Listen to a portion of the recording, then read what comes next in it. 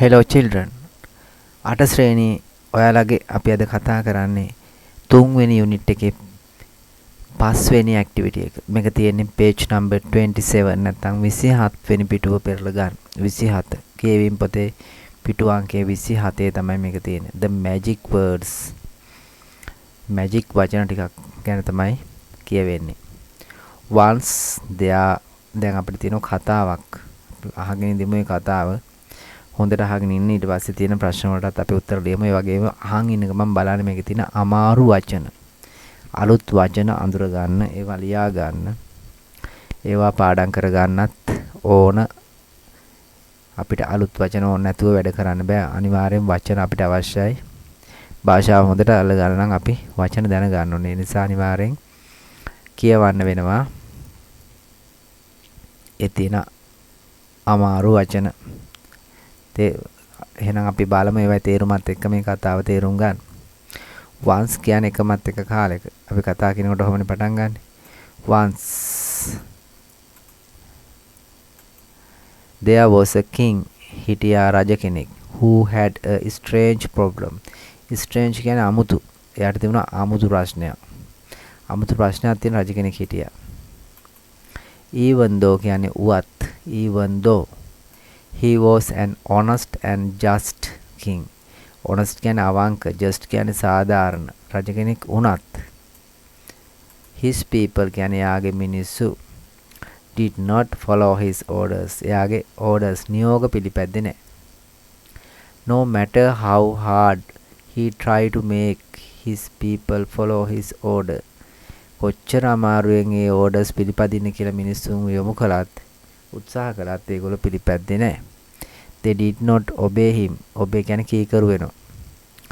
ඒ මිනිස්සු මේ රජතුමාට කීකරුනේ නැහැ. however කියන්නේ කොහොම හරි. since he was a just king. එයා සාධාරණ රජ කෙනෙක් නිසා he did not want to punish.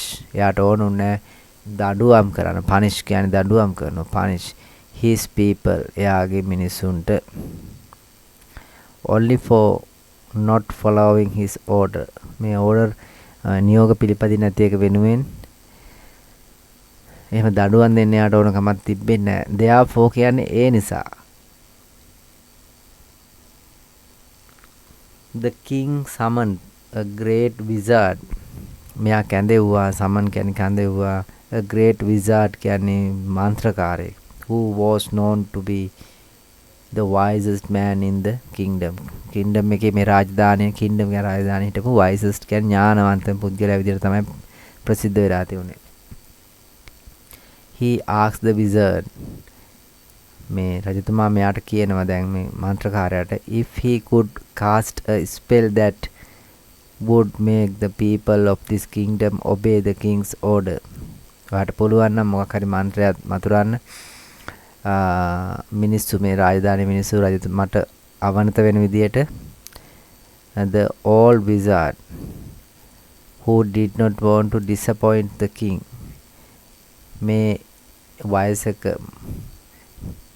මන්ත්‍රකාරයා එයාට ඕන උන්නේ රජතුමාගේ බලාපොරොත්තු නැති කරන්න. cast a spell. එයා spell මන්ත්‍රයක් මැතිරුවා on the people of the kingdom. but all his efforts were futile. none of the people followed the king's order. මෙනමුත් මේක හරි ගියේ නැහැ. මිනිසු කවුරුවත් රජතුමාගේ මේ නියෝග පිළිගත්තේ නැහැ. one day එක දවසක් a young man came to the palace. ආවා රජමාලිගාවට තරුණ මිනිසෙක්. he said එයා කිව්වා that he possessed powerful magical powers that could solve the king's problem. එයාට තියෙනවා කියලා magic බලයක් මේ රජතුමාගේ ප්‍රශ්න විසඳිය හැකි. the king was overjoyed. එයා ගොඩාක් සතුටු වුණා. රජතුමා ගොඩාක් සතුටු වුණා. overjoyed කියන්නේ ගොඩාක් සතුටු වුණා. and gave him permission. permission කියන්නේ අවසරය දුන්නා to start his work immediately. immediately කියන්නේ ඉතා ඉක්මනින්. අවසර දුන්නා ඉතා ඉක්මනට එයාගේ වැඩේ කරන්න. in a very short time. ඉතාම පොඩි කාලයකදී the young man came to the king with 2 small parchment and said small parchment මේ parchment කියන්නේ කුඩා කඩද දිසි කැබලි වගේ දෙකක් ගෙනල්ලා කිව්වා your majesty දේවයන් වහන්සේ these are the spells that I have prepared for you මේ තමයි the spells මේ මන්ත්‍ර whenever you are giving orders to your people ඔයාගේ මිනිසුන්ට order නියෝග කරන හැම වෙලාවකම use the words that I have written here මම මෙතන මේකේ ලියලා තියෙන වචන පාවිච්චි කරන්න if they smile ඒගොල්ලෝ hina වුණොත් that ඒකේ අදහස that means the spell has worked මේ මන්ත්‍රේ වැඩ කරනවා කියන එකයි the most important thing about my spell මගේ මේ spell එකේ මන්ත්‍රයේ තියෙන වැදගත්ම දේ තමයි it won't wear off ඒක නැති වෙලා යන්නේ wear off කියන්නේ නැති වෙලා යන්නේ it will last forever it will කියලා කියන්නේ it will ඒක සදාකාලිකව පවතිනවා the king was very excited හරියට excite පුදුම වුණා කලබල වුණා he saw a servant passing by and එයා දැක්කා සේවකෙක් කිට්ටුවෙන් යනවා එයාට කිව්වා said the first word and asked him to bring a platter of food මට කෑම ගේන්න කියලා කිව්වා රජතුමා කෑම ගේන්න කියලා කිව්වා for a moment the servant looked ඊට පස්සේ දැන් මේ servant look බැලුවා ඒ බැලුවේ කොහමද නිකන් කලබල වෙලා තමයි යත් බැලුවේ within a few minutes විනාඩි කිහිපයකට පස්සේ the servant was in front of the king රජතුමා ඉස්සරහා පෙනී හිටියා මේ සේවකයා with a platter of food with a smile on his face එයාගේ මූණේ හිනාවකුත් තිබුණා කෑමත් අරගෙන එයා පෙනී සිටියා the king was amazed රජතුමාට පුදුමයි he uttered the second magic word එයා දෙවෙනි වචනේත් මැතිරුවා and said you may go කිව්වා ඔයාට යන්න පුළුවන් the servant left feeling happily සේවකයා සතුටින් පිට වෙලා ගියා before long all the citizens began to obey the king වැඩි කාල නොගිහින් හැම මිනිස්සෙක්ම රජතුමාට කීකරු වෙන්න පටන් ගත්තා not only did they company with his orders they complied with them willingly එතකොට මෙයාගේ ඕඩර් පිළිපදින විතරක් නෙමෙයි මෙයාත් එක්ක ගොඩක් සතුටු ඒ කියන්නේ කැමැත්තෙන් වුණා ගොඩක් මිනිස්සු ගොඩක් කැමති වුණා මේ රජතුමාට soon the news about the young man who could cast such powerful spells spread everywhere in the kingdom රාජධානි හැමතැනකම මේ අර තරුණ මනුස්සයාගේ ගැන ඒ කතාව පැතිරලා ගියා before long the old wizard heard about the young man and came to meet him අර මන්ත්‍රකාරයාත් මේ වයසක මන්ත්‍රකාරයාත් මෙයාව හම්බෙන්න ආවා it's a great honor to meet a wizard as powerful as you he said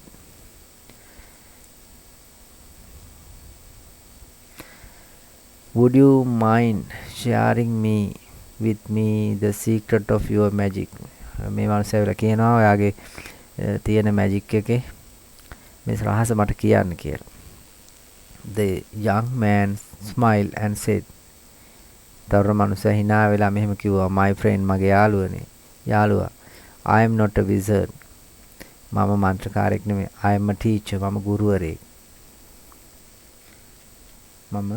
ගුරුවරයෙක් I am a teacher what I wrote on those parchments were not magic utterance මම ඔය කඩදාසිවල ලිව්වේ magic වචන නෙමෙයි but polite words නමුත් ඒවා ආචාරශීලී වචන the first word was please and the second was thank you පළවෙනි වචන තමයි ලිව්වේ please කියලා දෙවෙනි වචන ලිව්වේ thank you කියලා what our king lacked were good manners රජතුමාට තිබුණ නැත්තේ මෙන්න මේ හොඳ ගුණාංග තමයි තිබුණ නැති නිසා තමයි මෙහෙම වුනේ even though he was a just king he didn't speak to his people politely එයා සාධාරණ රජ කෙනෙක් වුණාට මිනිස්සුන්ට පොලයිට් විදියට කරුණාවන්ත විදියට කතා කරන්න ආචාරශීලී විදියට කතා කරන්න දැනන් හිටියේ නැහැ. කතා කළේ නැහැ. That's why his people disobey his orders. අන්න ඒක නිසා තමයි එයාගේ නියෝග වලට මිනිස්සු කැමති නොවුනේ, අකමැති වුනේ. These polite words will turn any command into a kind polite request. මේ වචන වලින් අපිට පුළුවන් ඕන කමාන්ඩ් එකක් නියෝගයක් බොහොම කරුණාවන්ත ඉල්ලීමක් බවට පත් කරන්න.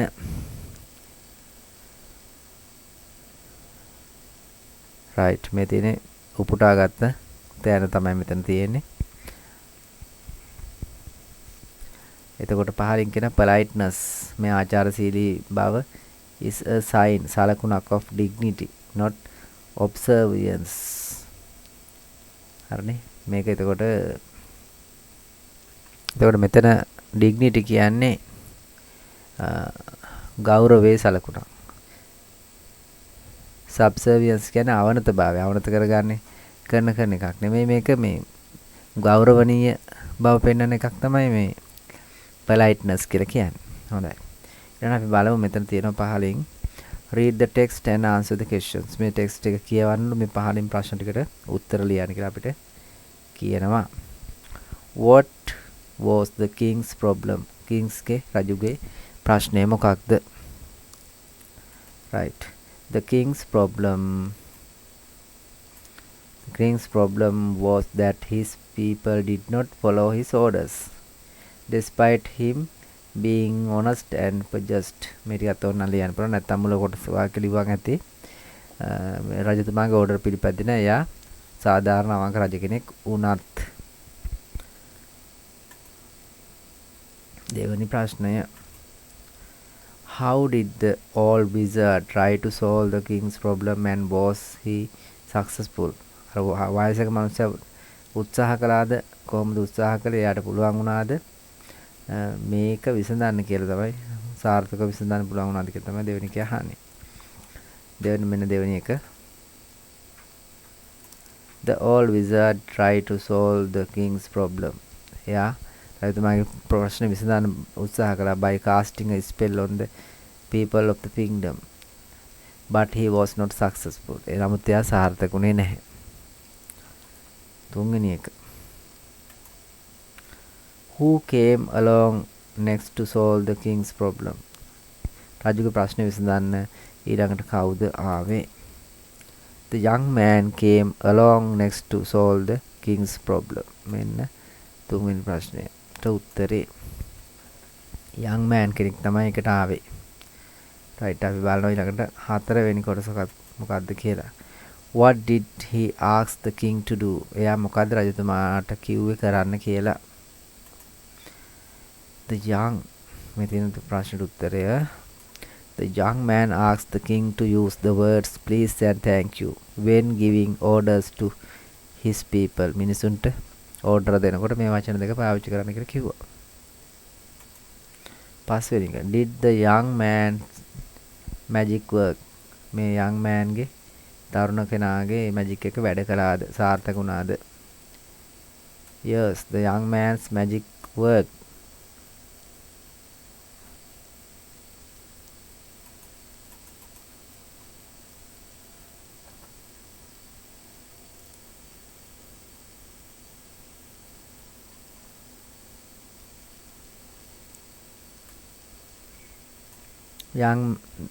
The young man's magic worked. Using the words please and thank you made the king's command sound like polite request. අන්න අර වචන දෙක නිසා යාගේ command එක අනකිරීම බොහොම කරුණාවන්ත ඉල්ලීමක් බවට පත් වුණා. And the people began to obey willingly. බොහොම කැමැත්තෙන් මිනිස්සු රජතුමාට අවනත වෙන්න පටන් ගත්තා. ඒක තමයි පස්වෙනි ප්‍රශ්නෙට උත්තරය වෙන්නේ. right. අපිට ඊළඟ දවසේ ඊළඟට තියෙනවා 30 වෙනි පිටුව කතා කරන්න. අපි අදට මේ කොටස මෙතනින් නතර කරනවා. ඒ වගේම channel එක subscribe කරලා නැත්නම් subscribe කරන්න. ඒ වගේම වීඩියෝ එකට like එකක් දාලා තියන්න. ඔයාලගොල්ලන්ගේ ගැටලු තියෙනවා පහලින් comment කරලා තියන්න. ඒ වගේම අපේ ක්ලාස් එකට සම්බන්ධ වෙනවා නම් තියෙන ඔතන description එකේ තියෙන WhatsApp group එකට සම්බන්ධ වෙලා ඒ හරහා අපේ පන්තියට සම්බන්ධ වෙන්න පුළුවන් 8 ශ්‍රේණියේ පන්තියට. අපි ඊළඟ දවසේ ඊළඟ කොටසින් ඒ කියන්නේ 30 වෙනි පිටුවේ තියෙන මේ කොටසින් මේ පාඩම කතා කරමු.